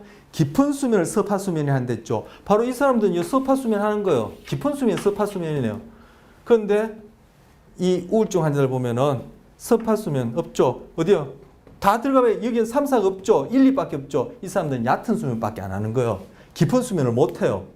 우리 앞에 동영상에서 깊은 수면 때는 어떠한 기억을 처리한다 나오고 뒤에 보겠지만 깊은 수면은 우리의 회복과도 관련돼요. 신체적인 회복과 관련되고 우리 몸을 건강하게 유지하는 데 관련되는 유전자의 활동과도 관련돼요. 이 사람들은 3, 4단계 깊은 수면이 없어요. 즉 깊은 수면을 못 해요. 감소돼 있어. 그래서 뭐 이거 다 얘기를 하고 얘기하겠지만 생각나는 걸 얘기하면 우울증 환자는 한번 얘기했어요. 우울증 환자는 반드시 수면장애 있어. 수면장애 있으면 반드시 우울해요. 그리고 체온이 좀 이따 얘기했지만 체온이 정상인처럼 그런 리듬을 안 보여요. 그래서 우울증을 치료할 때 우울증 항우울제도 먹기도 하지만 수면 리듬을 제대로 잡아주고 규칙적으로 잔다든지 온도를 조절해 주다든지 해가지고 이 수면을 건강한 양질의 수면을 잘 수 있도록 패턴도 그렇고 여기서는 패턴이 무너졌죠. 깊은 수면이 없으니까 패턴도 그렇고 시간도 그렇고 양질의 수면을 하도록 도와주면 우울증이 경감돼요. 자, 수면 패턴을 조절하는 데는 규칙적으로 자는 것도 있지만 수면과 각성 이 패턴이 뭐죠? 바로 태양시에 맞춰져 있는 일주일 중에 하나죠. 빛이 없다면 일주일 자체는 24시간보다 좀 길지만 우리는 태양 아래에서 낮밤에 이렇게 빛에 노출돼서 사니까 바로 우리 바디 타임은 태양시, 즉 선타임에 바이올로지컬 클락, 즉 생체 시계를 매개로 세팅이 돼 있단 말이에요. 그 세팅돼서 하루 동안에 24시간으로 주기로 반복된 리듬 중에 가장 생체 시계에서 영향력을 많이 받는 것이 수면과 체온이라 했단 말이에요. 그러면은 이 경우에 우울증 환자한테는 바로 낮에는 강한 빛 그리고 해 뜰 때 딱 이 빛에 노출되는 이러한 치료를 하더라도 수면 패턴이 정상적으로 돌아오고 체온의 일주일이 정상적으로 돌아오면서 우울증이 경감되게 돼요. 우울증 치료에 효과적이에요. 아니면 우울증을 치료하게 되면 수면과 체온 리듬이 또 그에 따라 변화될 수도 있겠죠. 어쨌든 우울증하고 수면하고 체온은 그냥 같이 따라다녀요. 자, 이 경우에 수면 패턴 망가졌어요. 3, 4단계 안 들어가요. 그리고 앞에 전반부에 깊은 숨이 있으니 이 사람은 깊은 숨이 아니에요. 없고, 그리고 후반부에 REM이 점점 길게 나타나는데 이 사람 초반부부터 그냥 REM이 나타나요. 길게 REM이 나타나요. 뒤로 가면 REM이 짧죠. 그 이 사람은 뭐요? REM이 깨어나기 전에 길게 나타나서 의식을 준비한다는데 이 사람 그것도 없어요. 그냥 2단계 얕은 수면 REM 하다가 그냥 툭 깨어나는 거. 스파 수면이 감소해요. 아까 스파 수면이 기억과 건강에 어떤 역할을 한다는 얘기, 아까 동영상 관련해서 어떤 얘기 했죠? 그리고 또 하나 특징. 수면이 단편화돼요. 이걸 영어로, 이건 전문 용어인데, sleep fragmentation이에요. 수면이 조각조각 나요. 무슨 뜻이냐면은, 여기 화살표 해놓는 거 보면은, 하나, 둘, 셋, 넷, 다섯, 여섯, 일곱, 여덟, 아홉, 열, 화살표가 10개가 있는데, 요 부분 보면 여기 비어 있어요. 이게 뭐죠? 깼다는 얘기예요. 자다가 자꾸 깬다는 얘기예요. 8시간 자는 동안에 이 사람 8시간도 아니네요. 7시간 정도 잤고 이 사람은 8시간 잤는데 7시간 자는 동안에 10번을 깼다는 얘기예요. 수면이 조각조각 난다는 얘기예요. 수면 단편화. 이것이 우울증이 갖고 있는 현상인데 바로 음주 후에 잠을 자도 비슷하게 이렇게 돼요. 그리고 수면 무호흡, 자다가 숨 못 쉬는 사람들 있죠. 이거는 말 그대로 숨을 못 쉬니까 그게 이제 깨어나게 하는 거죠. 그러다 보면 그 사람들도 바로 이런 패턴을 보이고 또 뭐예요? 노화. 나이가 들수록 이런 패턴이 돼요. 나이가 들수록 깊은 수면, 스파 수면이 줄어들고 이런 REM 잠재기, 수면 잠재기 이런 것들이 줄어들어요. 그래서 우울증이 보이는 수면 패턴하고 즉 알코올, 음주 후에 수면하고 수면 무호흡이나 노화로 인한 수면이 비슷한 패턴을 보여요. 자, 여기서는 우울증을 수면 관련해서 수면 장애로 처음 소개한 거예요. 노화 중에 노화하면은 인지력이 떨어지는, 그래서 인지가 완전히 붕괴되어지는 상태 또는 붕괴된 상태를 치매라 얘기하는데 노화 치매 연결되죠. 바로 인지의 어떤 기능 상실 이렇게 개념 정의할 수 있어요. 치매. 그 중에서도 치매는 혈관성 치매도 있고 또 뭐 다른 치매가 있는데 하나는 제가 생각이 안 나요. 한번 찾아본다는 게 늘 뭐 생각이 안 난다고는 잊어버리는데 또 대표적으로 여러분 알츠하이머 치매 있죠. 바로 알츠하이머 환자들이나 치매를 보이는 치매 안에는 알츠하이머 치매도 있고 그렇지 않은 유형으로 분류된 치매도 있어요. 어쨌든 노화와 수반해서 치매나 알츠하이머 치매를 보이는 사람들의 수면이 이런 형태예요. 자, 그렇다면은 우울증이라는 것이 얼마나 수면과 관련해서 그렇고 다른 것도 관련해서 얼마나 심각해요. 뭐 만취해서 자는 경우나 자다가 숨 못 쉬고 자꾸 깨는 사람이나 노화로 인한 치매 그리고 알츠하이머 치매 환자들이 보여주는 그런 형태의 수면 장애를 보이고 그것이 수면 동안에 아까 동영상 봤던 수면이 가져다 주는 이득 이런 것들을 다 상실하는 거예요. 그 동영상 내용 중에 앞부분은 우리가 시차증과 관련해서 봤던 수면의 부족 때 나타나는 부작용, 뭐 문제점을 간략하게 소개하고 뒷부분은 거의 다 뭐요? 기억과 관련해서 얘기했죠. 그래서 바로 우울증 환자들이 기억상실증이 수반되는 거예요. 그리고 바로 노화로 인한 치매 그리고 알츠하이머 환자들이 기억상실증이 수반되는 거예요. 왜? 수면 동안에 뭐 해마가 단기 기억을 장기 기억으로 응고화시키는데 그게 안 되어지니까 그러한 수면 패턴을 해마가 기억을 응고화시킬 수 있는 그러한 수면 패턴을 못하니까 기억상실증이 노화로 인한 치매는 말할 필요도 없고 우울증 환자들도 보면은 기억력이 떨어져요. 기억상실이 따라오는 거죠. 우리 앞서 그 항공기 승무원, 그죠? 국제선 타는 항공기 승무원 같은 경우에 jetlag, 즉 시차증이라는 이름으로 만성 스트레스를 경험하면 어떻게 된다 했죠? 해마가 망가지고 기억상실증, 기억장애가 온다 했죠. 똑같은 스토리죠. 결국 이걸 크게 봐서는 다 스트레스로 인한 것이다. 그리고 우울증 제가 앞서 얘기할 때 일상에서 스트레스로 인한 가장 일상적인 거로 나타나는 케이스가 우울증이다 얘기를 했었죠. 이렇게 연결되는 거예요. 또 뭐 정리해서 연결해 들 필요는 없겠죠. 또 하면 또 반복이 될 테고 안 그래도 말 많은데 또 말이 많아질 테고.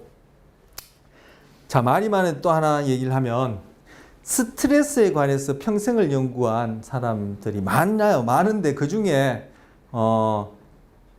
로버트 세폴스키라는 사람이 유명해요. 이 사람이 스탠포드 대학의 지금 교수인데 벌써 나이가 지긋해요. 테드 영상, 우리가 주로 본 테드 영상, 그 테드 강연에도 나오겠는데 이 사람이 그게 번역서기 때문에 원서는 얼만큼 두고인지 모르지만 번역서가 그게 한 700페이지, 800페이지에 해당하는 번역서인데 스트레스에 관한 것은 자기가 이제까지 연구하고 뭐 주변의 자료들 다 모아서 만든 책이 시중에 나와 있어요. 거기에 스트레스에 관해서 뭐 생리학, 그 사람은 이제 그 생리학자니까 우리가 다루고 있는 이런 심리학 내용도 들어가 있고 의학적인 내용도 들어가 있고 완전히 순수한 생리학적인 내용도 들어있고 내 얘기도 들어있고 면역계 얘기 들어있고 뭐 엄청 완전 종합 백과사전 같은 그런 스트레스 책이 나와 있어요. 근데 그 내용 중에 병 중에 가장 표현상 뭐 번역한 사람이 이제 그렇게 번역했는데 실제로 그 번역이 병 중에 가장 더러운 병이 우울증이래요. 지금 여기 이 맥락에서 보면 우울증이 그만큼 문제가 많죠. 그런데 우울증이 어떻게 스트레스로 인한 일상에서 나타나는 가장 대표적인 증상. 스트레스는 뭐죠? 우리에게 어떤 변화와 적응을 요구하는 상황은 다 스트레스예요. 그것이 결혼식이 되었던, 취직이 되었던, 그죠? 유학이 되었던, 주변 가족의 사망이 되었던, 질병이 되었던, 좋든 나쁘든 우리에게 어떤 변화와 적응을 요구하는 다 스트레스예요. 이 스트레스는 아까 말씀드린 교감신경을 활성화시키고 그것이 결국은 우리가 경험하는 감정으로 얘기하자면 불안이에요. 또는 공포예요. 공포는 실체가 있는 대상에 대해서 경험하는 것이고 불안은 실체가 없는 대상에서 경험하는 거죠. 즉 시험 불안 이런 것들이죠. 실체가 없는 거죠. 어떻게 보면 허상이에요. 바로 이런 것들이 잘 처리되지 않으면은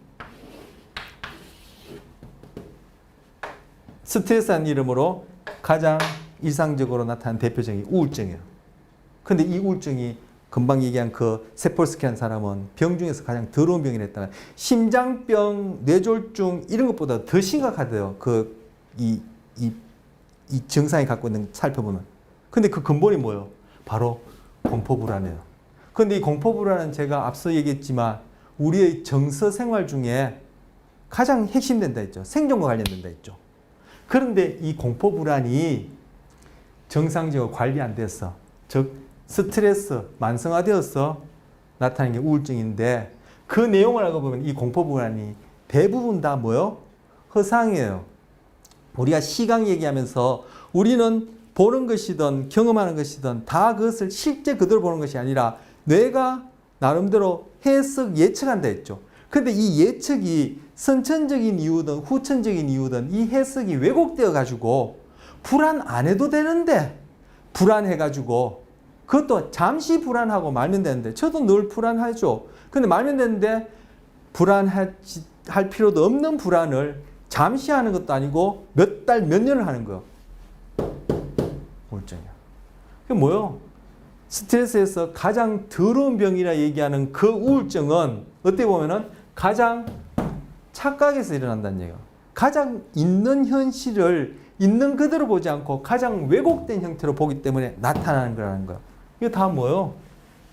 예측 과정이 너무 건강하지 못한 형태로 나타나서 그렇다 이렇게 볼 수 있고 제가 쓰는 말로 뭐 시각할 때도 얘기했지만 있는 객관적인 사실을 있는 그대로 보지 못하고 너무 자기 나름대로 많이 왜곡해서 그렇다라고 볼 수 있고, 이런 사람들은 아까 기억에도 문제가 있지만 바로 전전두피질도 문제가 있어요. 왜? 늘 스트레스 상황에서 불안하니까 스트레스 호르몬이 해마도 망가뜨리지만 제가 익히 말씀드렸듯이 한 번 말씀드렸는데 전전두피질도 망가뜨려요. 그럼 전전두피질이 CO 기능을 못하는 거예요. 그런데다 전전두피질은 뭐 가장 고등한 정신기능인 사회인지와 관련되기 때문에 사회생활에서 판단, 의사결정, 그리고 다른 사람과 공감, 정서적인 어떤 그러한 그 상호작용 못하는 거예요. 즉 인간관계도 늘 덜그덕 해요. 그리고 스트레스와 관련해서 가장 민감하게 작용하는 부분이 바로 교감신경계와 관련된 내부 장기를 했죠. 그래서 이분들은 소화, 스트레스는 두뇌와 소화기관을 가장 큰 영향을 준다는데 먹고 마시고 배설하고 하는 이런 것들도 잘 안 되어져요. 자, 그래서 우울증이 나쁘다, 심각하다는 것을 제가 얘기를 하려는 게 아니에요. 바로 우울증이 출발이 돼요. 잘못된 인식, 있는 것을 있는 그대로 보지 못하고 어쨌든 선천적이든 후천적이든 그런 것들에 의해서 왜곡해서 본다는 거예요. 불안해할 필요도 없는데 거기에 대해서 과하게 오랫동안 불안해서 그렇다. 그러면 어떻게 되냐? 바로 있는 그대로 볼 수 있는 그러한 눈이 필요하다. 그런 눈을 어떻게 가지느냐? 여러 가지 있죠. 뭐요? 결국 배우는 거예요. 우리 흔히 말로 공부하는 거예요. 지금 우리 하고 있는 이런 과목 공부도 공부겠지만 이보다 더 광범위한 의미의 공부를 하는 거죠. 자꾸 배워서 그죠? 내가 갖고 있는 왜곡된 예측이 아니다는 것을 자꾸 알고 그걸 소위 정신적으로, 신체적으로 이런 잘못된 반응이 나타나지 않도록 계속 배우는 거예요. 그래서 우리 배우는 것이 단순히 내는 신기하다, 재밌다, 이 학점 받으면은 뭐 시험 볼 수 있다, 이 학점 받으면은 뭐 대학원 가는데 뭐 A 플러스면 좋다, 뭐 C면 나쁘다, 이게 중요한 게 아니란 얘기야. 결국 이걸 가지고 우리가 끊임없이 배운다는 것은 결국은 건강한 삶, 그리고 이렇게 이러한 신체적인, 정신적인 이러한 문제를 해결하고 더 나아가서는 예방하는 건강한 삶에 있어서도 배움이 중요하다. 이걸 얘기를 하고 싶어서 주요 우울증 얘기하다가 그 얘기를 하게 됐습니다. 계획이 없던 얘기인데 하다 보니까 제가 또 말이 많아졌어요. 자, 아까 우울증은 체온 리듬이 그렇지 않은 사람하고 다르다 했죠. 자, 여기서 제가 11시에 잤어. 아니, 뭐 정상적인 건강한 사람이 11시에 잤어. 7시쯤 일어난다 합시다. 그럼 11시에 자서 7시에 일어나면 한 8시간 자는 거예요. 그죠? 잔다. 그럼 이 사람이 자는 시간에 가까워져. 규칙적으로 이제 자야 되겠죠. 건강한 수면은 규칙적이라는 얘기를 했었는데, 어쨌든 뭐 딱 11시는 아니더라도 거의 규칙적으로 이렇게 자고 깨고 한다 할 때 그 사람이 보여주는 체온의 리듬도 바로 붉은선이 나타낸 것처럼 잠자는 시간 전 6시간에 높아졌다가 잠자고 난 다음에 한 2시간 후에 낮아지는 식으로, 여기는 거의 중간이라 2시간처럼 안 보이지만 그냥 대충 그린 그림을 제가 교재에 있는 걸 가져왔는데, 어쨌든 잠자는 시간 낮아지고 그리고 깰 때쯤 되면 체온이 높아지고, 이런 리듬이 체온이 하루 중에 반복되고 자고 깨는 것도 반복되는 거예요. 그런데 우울증의 경우는 체온이 뭐요? 우울증 환자들이 잠드는 시간 그 전에 정상에 비해서 더 빨리 낮아지는 거예요. 그러니까 이 사람은 정상적인 사람, 소위 건강한 우울증이 아닌 사람은 체온이 이렇게 낮아진 시기에 REM도 시작되고, 그죠? 깊은 수면들도 점점 줄어들고 하는데, 우울증을 갖고 있는 사람들은 수면 들어가기 바로 전에 이 정상인, 우울증이 아닌 사람들이 보여주는 이러한 정도의 낮은 체온을 보이니까 그에 수반해서 잠들자마자 REM 수면이 털커덕 나타나고 깊은 수면은 하나도 없고 다 얕은 수면으로 쭉 간다는 거예요. 체온이 원인인지 수면의 패턴 때문에 체온이 이렇게 되는지 인과관계는 제가 개인적으로 모르겠지만 이것이 같이 동반되어서 나타난다는 거예요. 그래서 우울증을 갖고 있는 사람은 정상적 우울증이 아닌 사람에 비해서 바로 체온도 이만큼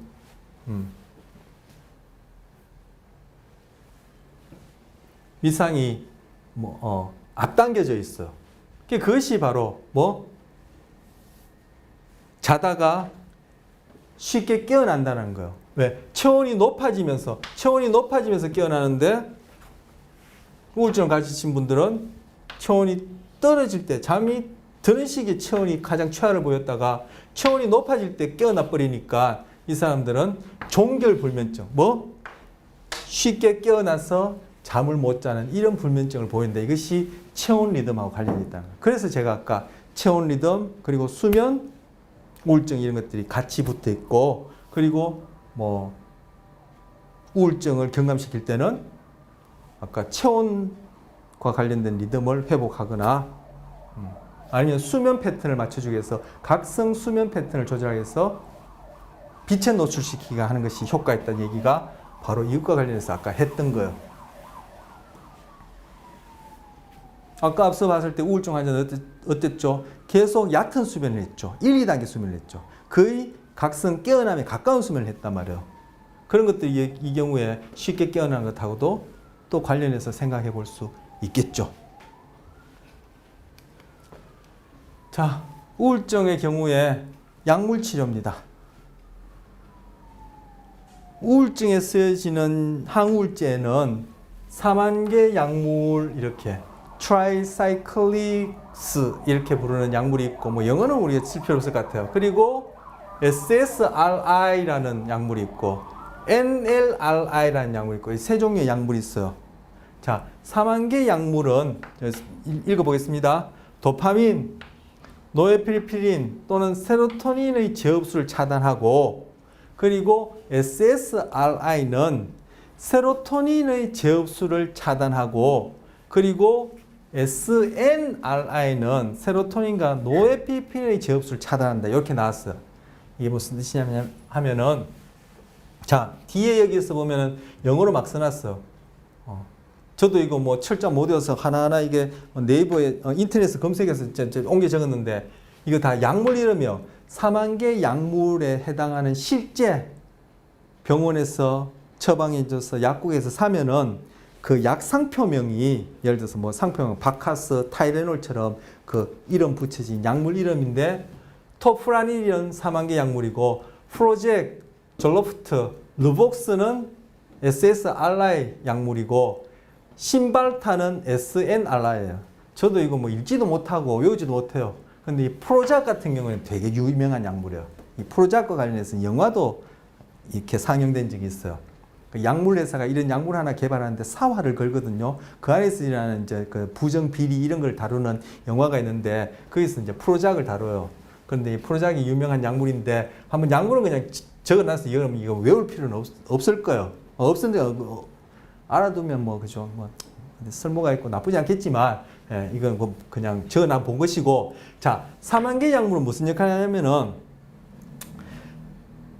자 먼저 이것 신경세포가 있고 가지돌기가 있고 그 중에 가장 긴 돌기가 축삭돌기고 끝에는 이게 축삭종말이라 불러요. 요거는 가지돌기. 이건 세포체. 그리고 이거는 축삭 또는 축삭돌기. 요 끝부분은 축삭종말이라 그래요. 축삭종말. 축삭종말. 자, 이 그림이 여기에서 보여주는 이것이 바로 축삭종말 부분이에요.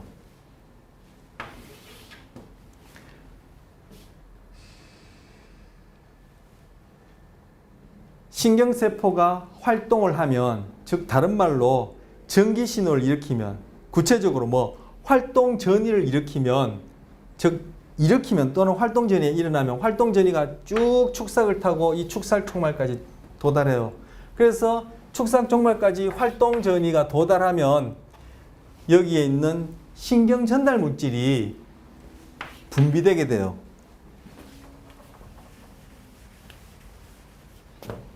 신경세포와 축삭종말 그리고 다음 신경세포의 이런 가지돌기, 즉 신경세포의 축삭종말과 그 다음 세포의 가지돌기 사이에 신호를 전달하는 요 부위를 시냅스라 그런다 그러고 앞서 말씀드린 적이 있어요. 바로 이 부위가 그 다음 세포의 가지돌기 표면을 보여주는 거예요. 그러면 이 좁은 틈새가 시냅스예요. 그러면 세포와 세포 사이, 즉 시냅스에서는 어떻게 신호를 전달하냐면은 신경 전달 물질이라는 화학 물질을 분비해서 신호를 전달해요. 그래서 활동 전이가 여기까지 내려오면은 여기에 있던 신경 전달 물질이 이렇게 분비돼요. 그럼 이 신경 전달 물질이 다음 세포의 가지돌기에 작용하면은 이 다음 세포가 그 신호를 또 처리해서 다음 세포로 전달하게 돼요. 그러면 이때 분비된 신경 전달 물질은 여기에 작용하고 난 다음에 어떻게 되느냐? 다음 세포 속으로 쏙 들어가냐? 아니요. 분비된 신경 전달 물질이 다음 세포 속으로 쏙 들어가는 것이 아니라 다음 세포에 작용해서 신호만 전달해주고 이 분비된 신경 전달 물질은 여기에서 확산되어서 없어지거나 아니면 여기서 화학적 처리가 되어서 깨트려지거나 아니면 그것이 여기서 얘기한 것처럼 다시 흡수되어 가지고 재흡수되어서 여기 안에서 재활용되거나 그렇게 돼요. 자, 지금 여기서 이 세 가지 항우울제는 다 재흡수되는 것과 관련해서 지금 얘기를 하는 거예요.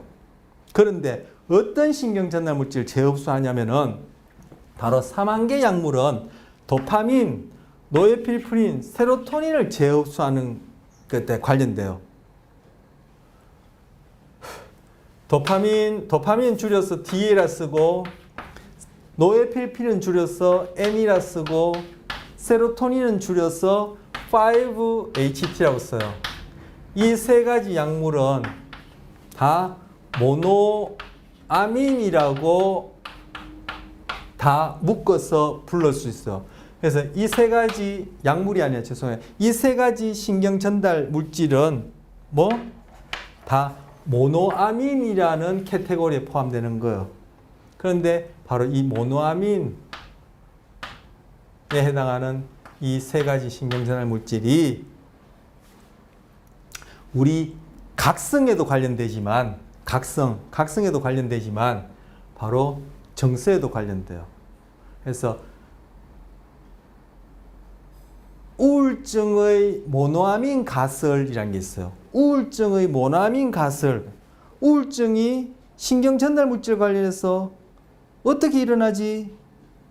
어떤 현상과 관련된지 보니까 우울증인 경우에 바로 이 모노아민, 도파민, 노에필린, 세로토닌이 작용하는 수준이 그렇지 않은 사람보다 낮더라는 거예요. 감소돼 있다는 거예요. 그런데 요 모노아민, 즉 도파민, 노에필린, 세로토닌이 분비된 다음에 재흡수가 되는데 우울증의 경우에는 이 모노아민이 작용하는 수준이 그렇지 않은 사람보다 낮으니까 그러면 이런 경우에 어떻게 재흡수되는 것을 차단하자. 그러면은 재흡수되지 않고 여기에 좀 더 오랫동안 머무니까 그 다음 세포에 작용하는 것을 좀 더 높여줄 수 있다. 바로 이러한 재흡수를 도파민, 노에필린, 세로토닌 다 작용하는 것이 3환계 약물이에요. 그리고 SSRI는 뭐 세로토닌의 재흡수만 방해하는 것이 SSRI예요. 그래서 SSRI는 세로토닌 셀렉티브 리업테이크 재흡수를 리업테이크라는 거예요. 리업테이크 이니비션이에요. 세로토닌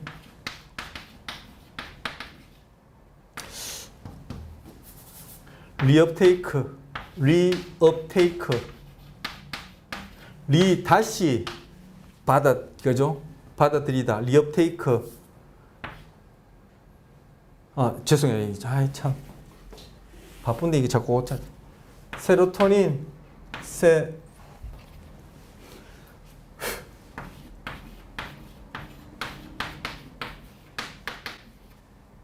이거 이가 하나 붙는지 안 붙는지 모르겠네요. 세로토닌 할 때 이게 이가 붙는지 안 붙는지 항상 외워도 항상 잊어버리는데 기억장애인가요? 어쨌든 뭐 붙든 안 붙든 관로를 하고 세로토닌 셀렉티브 리업테이크 인히비터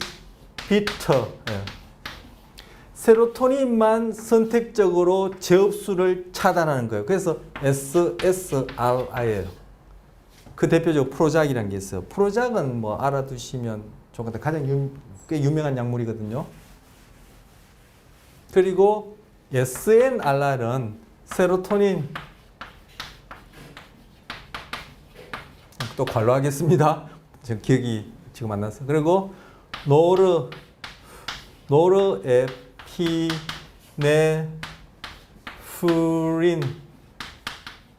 노르에피네프린 이것도 이가 붙는지 안 붙는지 모르겠네요. 그러면 이 때문에 제가 기억을 못해서 제 잘못이지만 어쨌든 그리고 리업테이크 인히비터 해서 SNRI예요. 그래서 SNRI는 세로토닌하고 노에피네프린이 재흡수되는 것을 막는 거예요. 어쨌든 이게 세 개 다 도파민이든 노에피네프린, 세로토닌이든 이 모노아민은 뭐 우울증의 경우에 시냅스에서 작용하는 수준이 그렇지 우울증이 아닌 사람보다 감소돼 있더라. 그러면 이걸 어떻게 하겠느냐? 재흡수되는 것을 딱 막아버리면은 여기에 상대적으로 오랫동안 머물러서 작용을 좀 더 많이 오래 하니까 그 부족한 부분을 채워져서 우울증에 효과를 발휘할 수 있다. 해보니까 효과가 있는 거예요. 그 중에 효과가 있는 거예요. 그래서 이렇게 약물이 세 가지 나눠요. 그런데 이거 실제 그 병원에서 처방할 때는 이거 막 섞어서 이렇게 해요.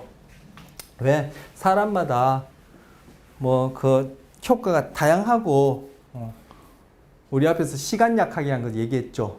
그 사람의 생리적인 그런 리듬이 또 약물하고 어떻게 그렇게 궁합이 맞느냐에 따라 효과가 다르기 때문에 의사들은 이것저것 막 섞어서 처방해보고 효과가 있는지 이것도 해보고 저것도 해보고 또 섞어서 해보고 효과가 있으면은 그 약을 이제 계속 진단하시고 그렇게 해요. 그걸 지금 여기 써놓은 거예요. 그래서 사망계 약물은 도파민, 노에피네프린 또는 세로토닌의 재흡수를 차단하고 SSRI는 세로토닌의 재흡수를 특이적으로 이 뜻이 선택적으로 차단하고 SNRI는 세로토닌과 노에피네프린의 재흡수를 차단한다 이렇게 써놨어. 자, 또 하나 이건 지금 우리 주된 지금 주제 중에 주제와는 좀 부차적일 수 있는데 또 헷갈릴까 봐.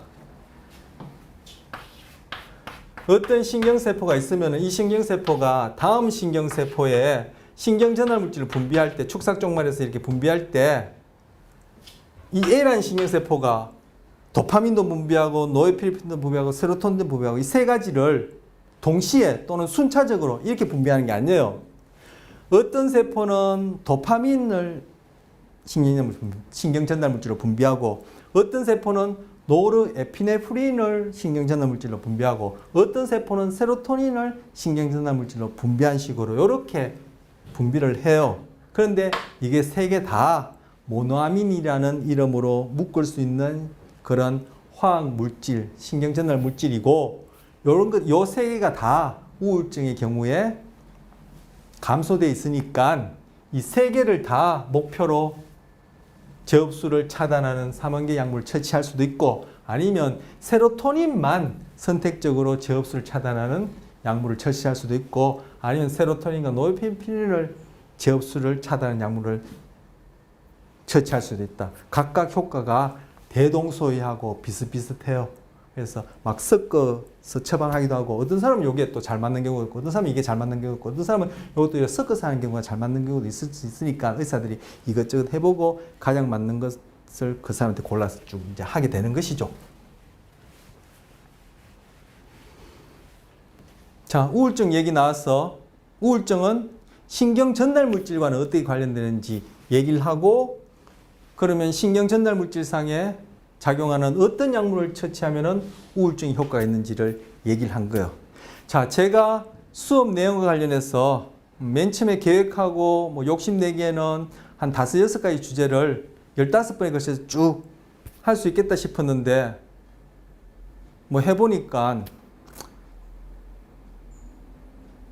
제가 말이 많아서 진도도 쭉쭉쭉쭉 안 나가고 하기도 한데, 그래서 오늘 또 지난 시간에 의해서 이게 또 시간을 다른 때보다 10분, 20분 더 늘려서 이제 하고 있습니다만, 그런데 지금 하는 내용은 우리 교재의 제일 마지막 장에 보시면은 조현병, 우울증, 그리고 아이고 또 지금 생각이 안 나네요. 또 기억장애인가 하여튼 또 하나하나에서 이렇게 정신질환들을 다뤄요.